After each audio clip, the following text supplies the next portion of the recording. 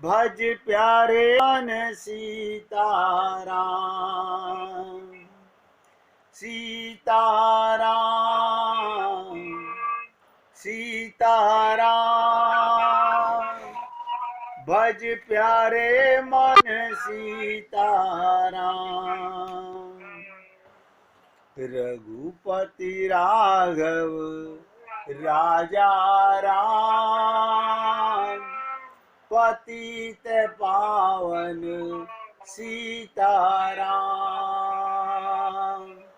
रघुपति राघव राजा राम, पतित पावन सीताराम। सीताराम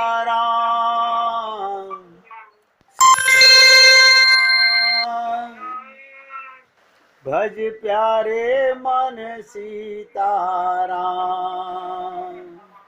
सीताराम सीताराम भज प्यारे मन सीताराम।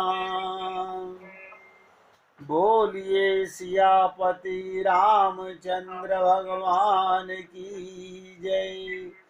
राघवेंद्र सरकार की जय। जय जय श्री राधे। जय जय श्री राधे। राधे राधे भैया। सभी भक्तों से निवेदन, बहुत एकाग्रचित होकर के सुनिएगा।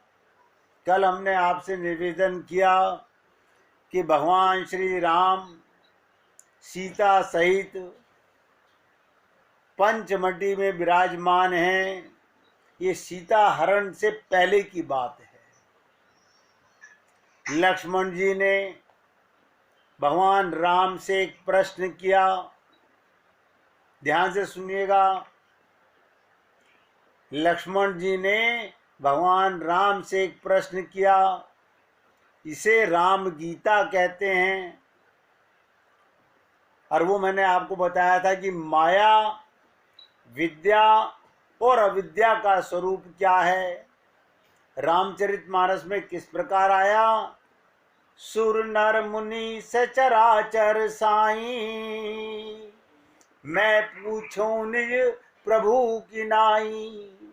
मोही समझाई कहो सोई देवा, सब तजी करो चरण रज सेवा।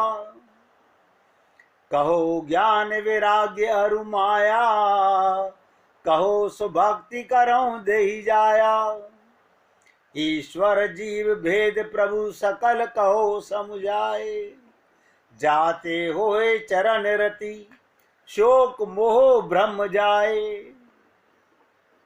ध्यान से सुनिएगा। कल का ये प्रश्न था लक्ष्मण जी का कि भगवान राम बड़े सुख से आराम कर रहे हैं।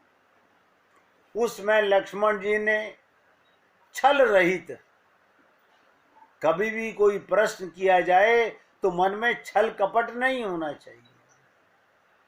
बड़े सरल वचनों में कहा कि हे प्रभु, मनुष्य, मुनि और चराचर के स्वामी, आप सबके स्वामी हैं। मैं अपने प्रभु की तरह अपने स्वामी समझकर आपसे पूछता हूं।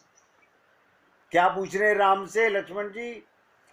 मुझे समझाकर वही कहिए जिससे सब छोड़कर, मैं सब कुछ छोड़कर आपकी चरण रज की सेवा करूं। आपके चरणों की नहीं, आपके चरण रज की सेवा करूं। और ज्ञान, वैराग्य और माया का वर्णन भी कीजिए और उस भक्ति को कहिए जिसके कारण आप दया करते हैं। प्रभु, ईश्वर और जीव का भेद भी, ईश्वर में और जीव में क्या भेद है ये भी समझा कर कहिए, जिससे आपके चरणों में मेरी प्रीति हो, प्रीति होगी तो तीन चीजें जाएंगी, शोक जाएगा, मोह जाएगा, भ्रम जाएगा। हमारे अभी मन में शोक भी रहता है, मोह भी रहता है और भ्रम भी रहता है। इसका मतलब अभी हमारे हृदय में, ध्यान दीजिएगा, हमारे हृदय में भगवान के प्रति चरणों में प्रीति नहीं है। तो प्रभु राम ने क्या उत्तर दिया, अब आप लोग ध्यान से सुनेंगे। क्यों? मैं थोड़ा थोड़ा करके आपके सामने ये प्रसंग लाऊंगा जिससे आप थोड़ा थोड़ा रसपान कर सकें। थोड़े में ही मैं सब कहूं बुझाई, भगवान कह रहे हैं थोड़े में समझा दूंगा। थोड़े ही में सब कहूं बुझाई, सुनऊ तात मति मन चित लाई। क्या कह रहे हैं भगवान? सुनऊ मति मन चित लाई। आप और हम लोग मति माने बुद्धि, मन और चित्त एक साथ लगा करके नहीं सुनते।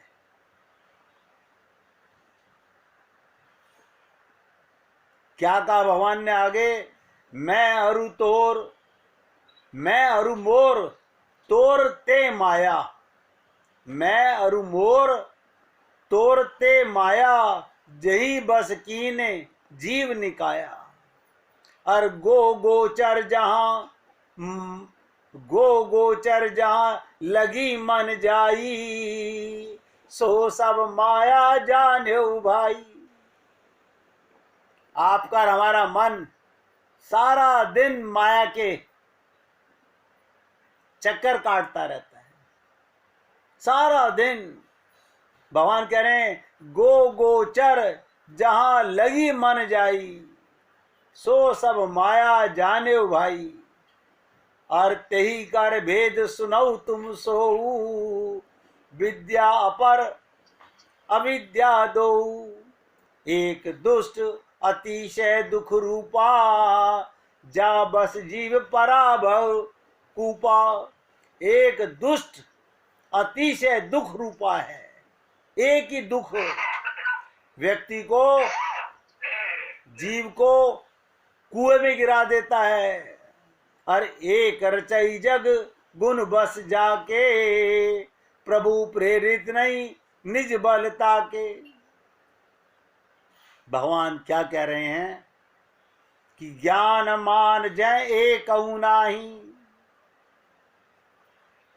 जो कहता है मैं ज्ञानी नहीं हूं, मुझे कोई मान की आवश्यकता नहीं, अभिमान नहीं है, देख ब्रह्म समान सब माही, वो सब में भगवान को देखता है।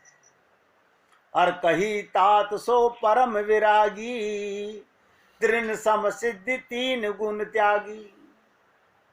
अब आप लोग बहुत एकाग्रता से सुनिएगा, भगवान श्री राम क्या कह रहे हैं।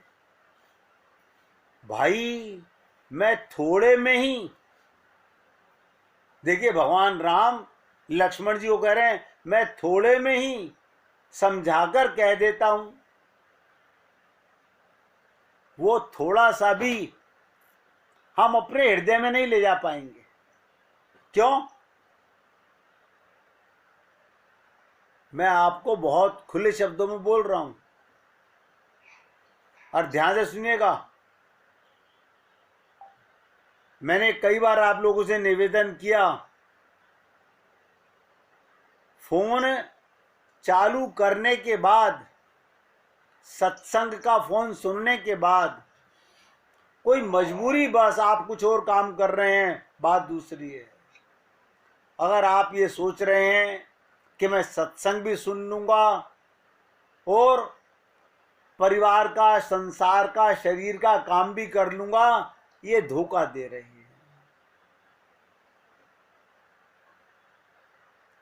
तो भगवान कह रहे हैं मैं थोड़े में समझा कर कह रहा हूं, तुम मन बुद्धि और चित्त लगाकर सुनो। बताइए, भगवान राम लक्ष्मण को कह रहे हैं, जिन्होंने सर्वस्व अपना त्याग कर भगवान की चरण रज पाने की चेष्टा की।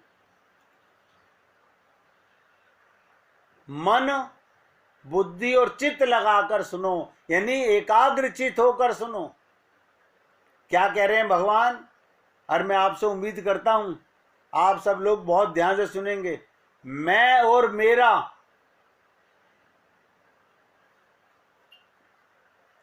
तू और तेरा, यही माया है। मैं और मेरा, तू और तेरा, यही माया है, जिसने समस्त जीवों को बस में कर रखा है। ये माया के बस में सारे जीव हैं। इंद्रियों के विषयों को और जहां तक मन जाता है, देखिएगा, इंद्रियों के विषय और जहां तक मन जाता है, सबको माया जानना। कहना कि जहां जहां मन जा लग जाई, सो सब माया जाने भाई।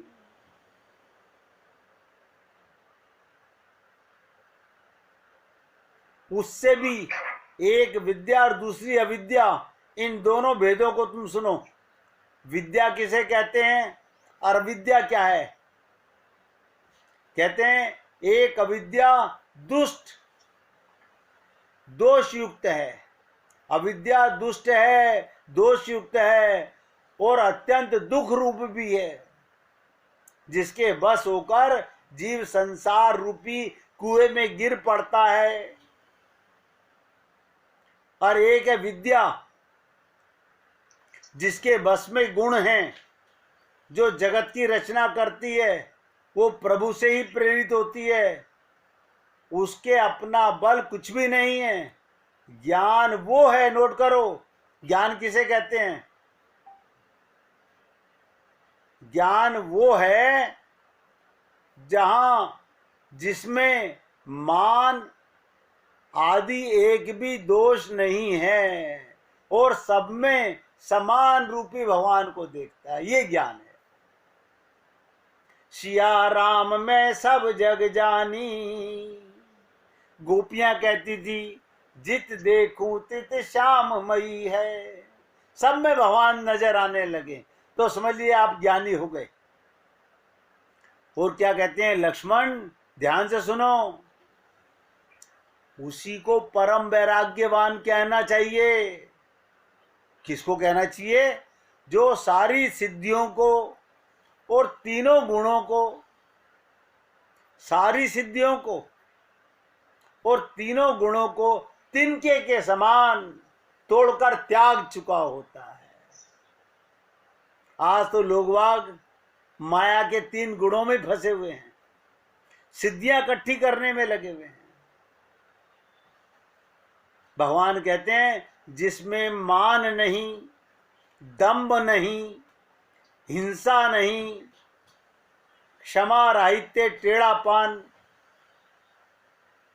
आप सोचिएगा, विषयों में आसक्ति, इंद्रियों के विषयों में आसक्ति और अहंकार नहीं, जन्म मृत्यु जरा व्याधि में, जगत में सुख वृद्धि, स्त्री पुत्र घर आदि में, आप और हम सब लोग जगत में सुख बुद्धि में बैठा हुआ है, स्त्री में सुख, पुत्र में सुख, घर में सुख, इनमें आसक्ति, ममता, इष्ट और अनिष्ट की प्राप्ति में हर्ष शोक, भक्ति का अभाव है। एकांत में मन ना लगना। क्या करें? खाली बैठे में एकांत में भगवान का चिंतन नहीं कर पा रहे।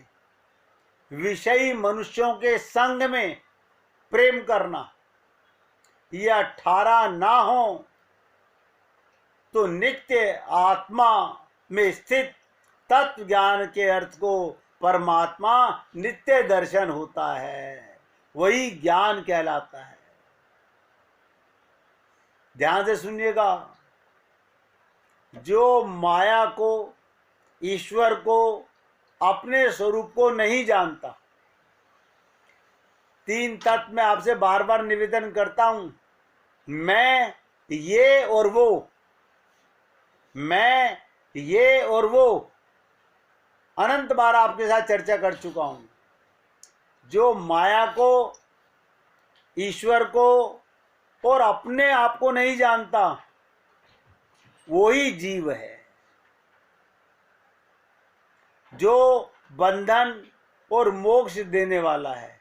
जीव माने जिस शरीर में जाएंगे उसे जीवित कर देंगे, बस।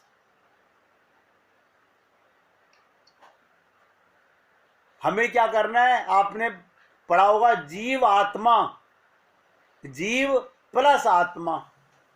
जीव को हटाना है, आत्मज्ञान होना चाहिए। जब तक आप संसार के अंदर ये तीन चीजें नहीं समझ सके कि मैं कौन हूं, ये माया क्या है और ईश्वर क्या है, वो जीव है जो कर्म के अनुसार बंधन और मोक्ष देने वाला है। सबसे परे और माया का प्रेरक वो ईश्वर है। अभी चर्चा खत्म नहीं हुई है, इससे आगे की चर्चा कल करूंगा। ध्यान से सुनिएगा, मैं तो आपको थोड़ा थोड़ी बात बताना चाह रहा हूं। आपका हमारा मन सारा दिन संसार में भागता रहता है। आप सोच के देखिएगा, आप सारा दिन मोबाइल पे, टेलीफोन पे बातें करते हो, क्या बातें करते हो? अपने आप से प्रश्न कीजिएगा, हम क्या बातें करते हैं? रिश्तेदार घर में आते हैं, हम रिश्तेदारों के पास जाते हैं, क्या चोंचे लड़ाते हैं आपस में? भगवान की बातें करते हैं? नहीं। इसे पता है क्या कहते हैं? मल मंथन करना। गोबर को मथ रहे हैं हम लोग। भगवान की भी बात करते हैं। बहुत अच्छी बात है भैया। मैं तो कहता हूं, अगर हम भगवान की बात करते हैं, इससे श्रेष्ठ कोई बात ही नहीं है, क्योंकि जीवन बहुत थोड़ा सा है। संसार की बातें कब करो, संसार की बातें कब करो? जब उसकी आवश्यकता हो। ये सत्य है। देखिए भाई साहब ने क्या कहा, हम भगवान की बातें भी करते हैं, ये बहुत खुशी की बात है।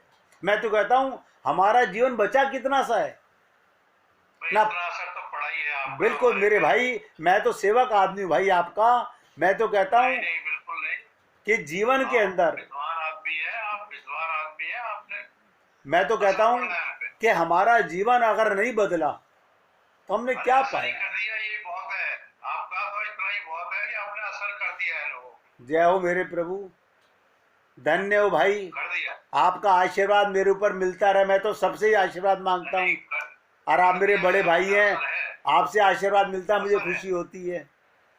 अब देखिएगा, मिलेंगे वो अलग बात है, लेकिन असर है। नहीं देखिएगा, ये भी बता देता हूँ, भगवान तो हम सबको मिला ही हुआ है।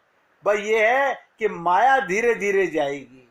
हमें अपना ज्ञान, अपने स्वरूप का ज्ञान जिस दिन प्रकाश पूर्ण हो जाएगा। कल मैंने आपसे निवेदन किया था कि सूर्य के सामने बादल आ जाता है तो क्या होता है? अंधकार हो जाता है। हमारे और परमात्मा के बीच में क्या है? एक पर्दा है माया का।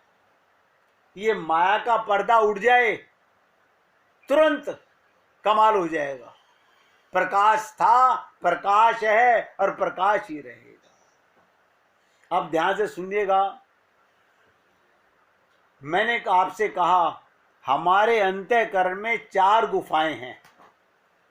भैया समझ लीजिएगा, ये 4 गुफाओं के अंदर हमने अपने मन को, बुद्धि को, चित्त को और अहंकार को, ये 4 गुफाओं के नाम मन, बुद्धि, चित्त और अहंकार।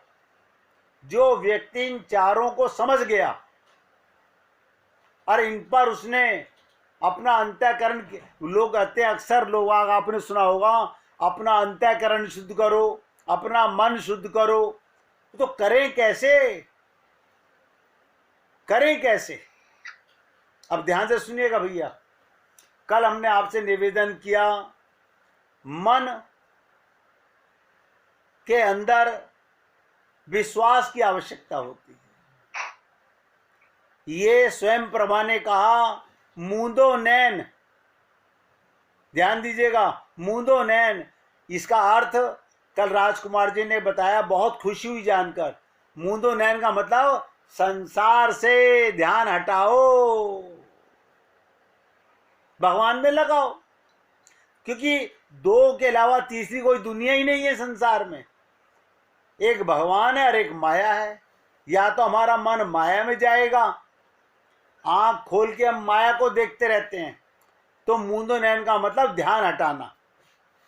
कल हमने दूसरी बात की आपके साथ में कि बंदरों ने गलती क्या की, वो नैन तो मूंदे, जैसे आंख खुली भव सागर नजर आया। वो समझ रहे थे कि शायद नैन मूंदने से सीता जी मिल जाएंगी, लेकिन कोई जादू की छड़ी नहीं है दुनिया में। जब तक संसार से ध्यान हटाओगे नहीं, अभी जो प्रसंग आप लोगों के साथ चल रहा है, मुझे नहीं पता भी कितने दिन में जाकर के आप समझ पाएंगे, हम व्याख्या कर पाएंगे कि नारद जी को कब एहसास होगा अपनी गलती का। देखिएगा, ध्यान से सुनिएगा। कल हमने कहा, जब आंखें खोली तो सामने दूसरी गुफा आई, वो थी बुद्धि की गुफा। उसमें संपाति आया और संपाति ने कहा कि प्रभु, इतने सारे बंदर आत्महत्या करने को तैयार हैं, क्यों आत्महत्या कर रहे हो? क्यों पीछे लौट कर जाएंगे तो सुग्रीव हमें मृत्यु दंड देगा, अच्छा है कि हम यहीं पे मर जाएं। अब आप सोचिएगा, जो अपने आप को मिटाना चाहता है, जैसे ही संपाति ने कहा इतना भोजन खाने को मिलेगा, तो सब डर गए। इसका मतलब तुम्हारा संकल्प में अभी भी कमी थी। लेकिन वहां मन की गुफा में, विश्वास की गुफा में हनुमान जी प्रवेश करते हैं। यहां अंगद के साथ में, अंगद ने क्या कहा, बुद्धि के, ध्यान दीजिएगा, ये बुद्धि की गुफा है। अंगद जी ने कहा, एक गीध वो था जटायु, जिसने अपने प्राण त्याग दिए सीता मां की रक्षा करने के लिए। एक ये गीध है। अपने भाई की बात सुनकर के संपाति बाहर आया, अब पूछने लगा। जब जटायु का नाम सुना, वो बंदरों के पास आकर के बोला, तुम लोग डरो मत। देखिएगा, तारीफ सुन के अपने भाई की तुरंत बोला, आप डरो मत। इसके पश्चात संपाति और बंदरों में संवाद हुआ। संपाति बंदरों से कहता है, वो देखो लंका में अशोक वाटिका है, वहां सीता जी बैठी हुई हैं, तुम नहीं देख पाओगे, मैं देख रहा हूं, क्योंकि गीध की दृष्टि अपार होती है और गीध आंखें खोलकर देखने का संकेत दे रहा है। अब देखिए, दोनों गुफाएं, मन और बुद्धि। मैं आप लोगों को वो बताने जा रहा हूं जो आप सब लोग सहमत हो जाएंगे कि हाँ, ये तो हमें पता है। आप जब सपना देखते हो तो आंखें बंद होती हैं। जब आप सपना देखते हो रात्रि में, आंखें बंद होती हैं। तो सपना कौन देखता है? मन सपना देखता है। मन सपना देखता है। और बुद्धि, सारा दिन हम लोग बुद्धि से जीते हैं। सारे दिन, सुबह से शाम तक हम बुद्धि से आंखें खोल के जीते हैं। यही संपाति कह रहा है, आंखें खोलो। स्वयं प्रभा ने आंखें मूंदने का संकेत दिया। संपाति की ये गुफा बुद्धि की गुफा है। अब ध्यान से सुनिएगा, बुद्धि की गुफा में क्या करना है? कल मैंने कहा था विश्वास की गुफा, बुद्धि की गुफा में क्या, देहाभिमान से ऊपर उठने की गुफा है। मैं शरीर नहीं हूं, इसे नोट कीजिएगा शब्दों में। देहाभिमान हम लोगों को इस शरीर का बहुत बड़ा अभिमान है, इसे कहते हैं देहाभिमान। हम सबसे ज्यादा अपनी देह से प्रेम करते हैं। तुलसीदास जी ने कहा, संपाति बानरों से कह रहा है, मैं भी बड़ा अभिमानी था पहले। देखिए अपनी गलती बता रहा है संपाति, मैं पहले बड़ा अभिमानी था, पर एक संत महात्मा मेरे जीवन में आए जिनका नाम चंद्र मुनि था। उन्होंने दया करके मुझे ज्ञान दिया और मेरा देह अभिमान छुड़ा दिया। मैं आप लोगों से निवेदन करूंगा, जब तक हम लोग देह का अभिमान रखेंगे, इसका मतलब अभी हम बुद्धि के, हमारी आंखें खुली नहीं है, हम देह मान के आंखें खोले हुए हैं, आत्मज्ञान मान करके आंखें खोलना है। तो देह जनित अभिमान छुड़ावा। तो 3 गुफाओं की चर्चा आप और हम लोग कर चुके। एक गुफा मैंने कहा था चित्त की गुफा, जहां भगवान राम सीता विराजमान हैं, हम सबके चित्त में भगवान बैठे हुए हैं।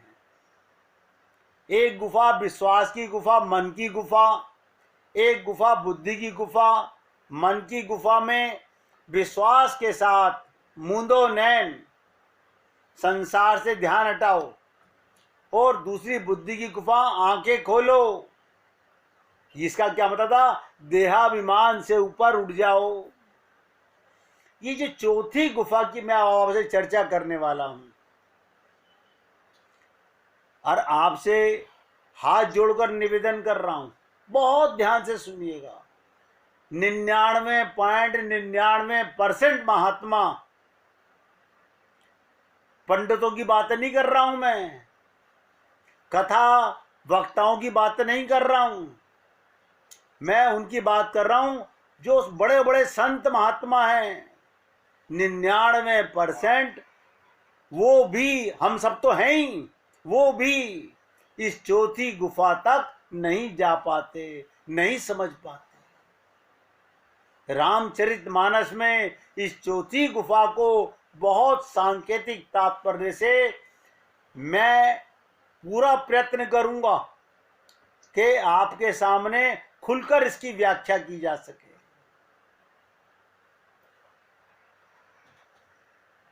देखिएगा, ध्यान से सुनिएगा, पूरी ताकत लगा के समझिएगा।